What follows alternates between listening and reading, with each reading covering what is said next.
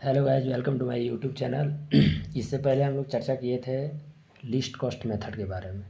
अब हम लोग तीसरा मेथड के बारे में जानेंगे, जिसका नाम है वोगल्स अप्रोक्सीमेशन मेथड, जिसका एक क्वेश्चन यहाँ लिखा हुआ है। इसके बारे में हम लोग सोल्यूशन करेंगे। तो सबसे पहले हम लोग लिस्ट कॉस्ट और नॉर्थ वेस्ट कॉर्नर मेथड में जाने थे कि इसका सप्लाई और डिमांड कैसे लिखा जाता है इसमें।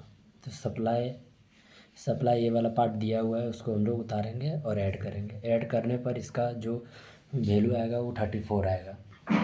इसके बाद हम लोग डिमांड निकालेंगे और डिमांड का जो वैल्यू है वो 5, 8, 7, 14 दिया हुआ है, जिसको ऐड करने पर 34 आएगा। तो हम लोग यहाँ से देखेंगे कि सप्लाई और जो डिमांड है वो दोनों बराबर है। सो गिवन ट्रांसपोर्टेशन प्रॉब्लम, जो ट्रांसपोर्टेशन प्रॉब्लम रहेगा, ट्रांसपोर्टेशन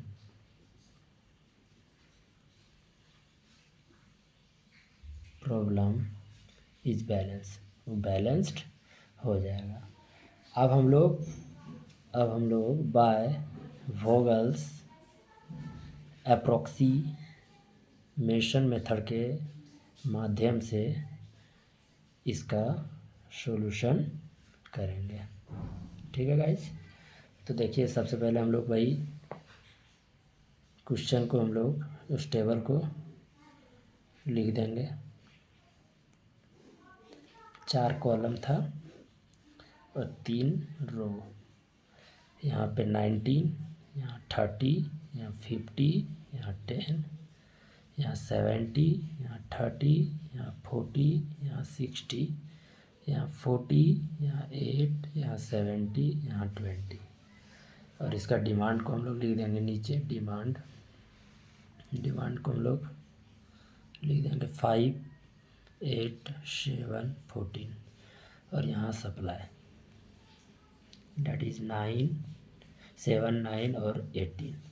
यहाँ है सोर्स S1, S2 और S3। यहाँ डेस्टिनेशन D1, D2, D3 और D4। सबसे पहले हम लोग को वोगल्स अप्रोक्सीमेशन मेथड को लागू करने के लिए सबसे पहले हम लोग को रो पेनल्टी और यहाँ पे कॉलम पेनल्टी को निकालना पड़ेगा।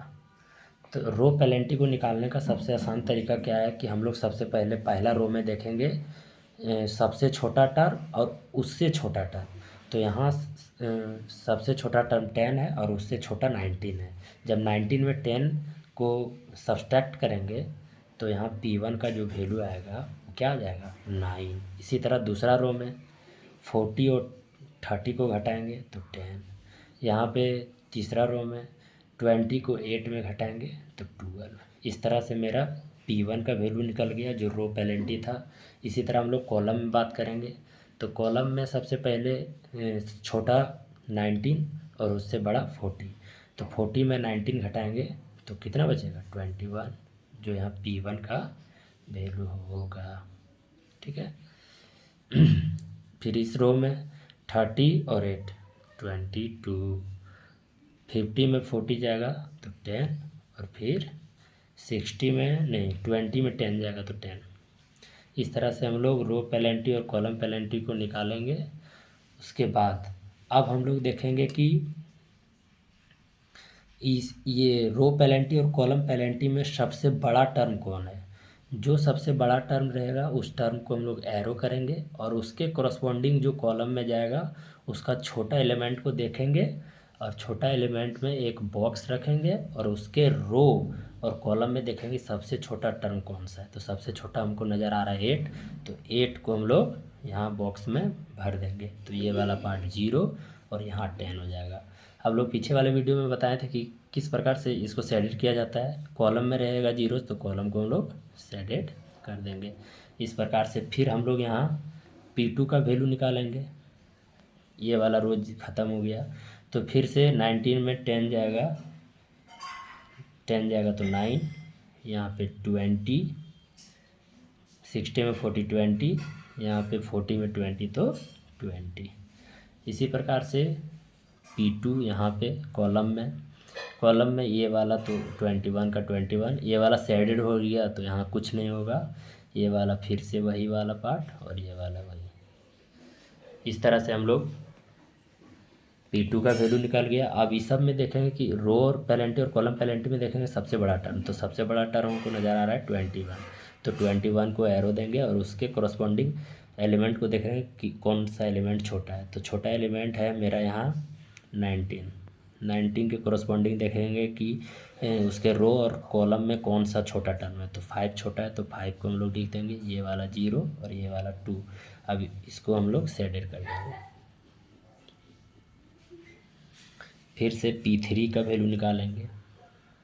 P3 में हम लोग निकालेंगे 50 माइनस 10 दैट इज़ 40, ये 20 और यहाँ पे 50। इसी तरह P3 दैट इज़ ये वाला G तो कुछ नहीं, इसमें भी कुछ नहीं, और इसका निकल जाएगा 10 और इसका निकल जाएगा 10। अब फिर से हम लोग छोटा और बड़ा टर्म को देखेंगे, तो यहाँ हमको नज़र आ रहा है 50 बड़ा है, तो 50 बड़ा है तो इसके कोरस्पॉन्डिंग एलिमेंट को देखेंगे, ये वाला एलिमेंट छोटा है, और कॉलम और रो में सप्लाई और डिमांड में देखेंगे सबसे छोटा टर्म कौन है, तो सप्लाई वाला टर्म छोटा है तो 10 को हम लोग लिख देंगे, यहाँ पे 0 हो जाएगा और यहाँ पे 4 बचेगा। अब ये वाला पार्ट को हम लोग शेडेड कर देंगे।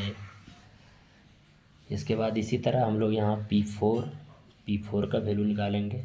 P4 का वैल्यू यहाँ फिर से यहाँ 40, यहाँ पे 20 और यहाँ पे कुछ नहीं, क्योंकि वहाँ से शेडेड पार्ट आ गया है। P4 कॉलम पेनल्टी में यहाँ कुछ नहीं, यहाँ पर भी कुछ नहीं, यहाँ पे बात किया जाए तो यहाँ 10 और यहाँ पे 50।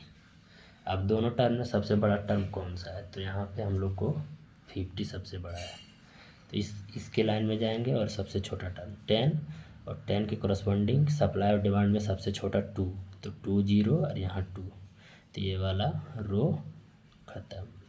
फिर से P5 का इसी तरह P5 निकालेंगे, रो पेनल्टी में P5 में ये वाला ख़त्म, इसमें 20 बचेगा और ये वाला शेडेड रीजन से ख़त्म।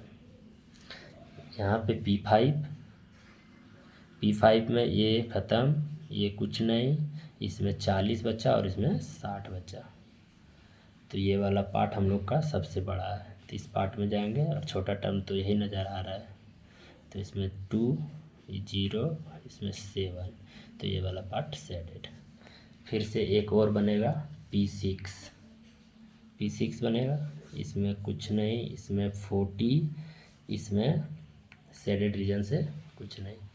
P6 में यहाँ में भी कुछ नहीं, यहाँ से 40 और यहाँ से कुछ नहीं, तो हम लोग यहाँ से देख रहे हैं कि कॉलम और रो में दोनों में 40 है, तो आप लोग कहीं से भी टर्म उठा सकते हैं, तो हम यहाँ से कॉलम पेनल्टी में उठाएं और इसमें इसका 0 टर्म देखें, तो 7 इसका छोटा है, तो ये 0 ये 0, इस प्रकार से इस तरह ये वाला 0।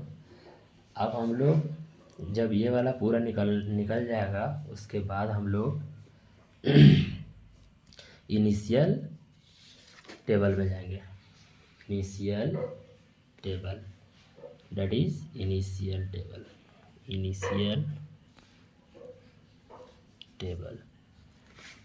टेबल में हम लोग पहले टेबल बनाएंगे। टेबल में 4 कॉलम था, 3 रो, जहाँ पे यहाँ 7 आया था, यहाँ पे 5 आया था, यहाँ 7, यहाँ 2, यहाँ 2, यहाँ 10 और यहाँ 8 आया था, ठीक है।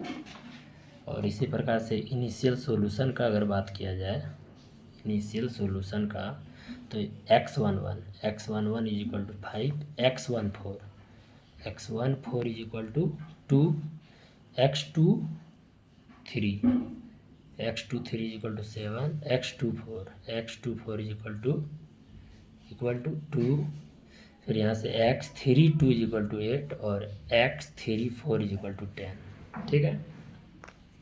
उसके बाद हम लोग मिनिमम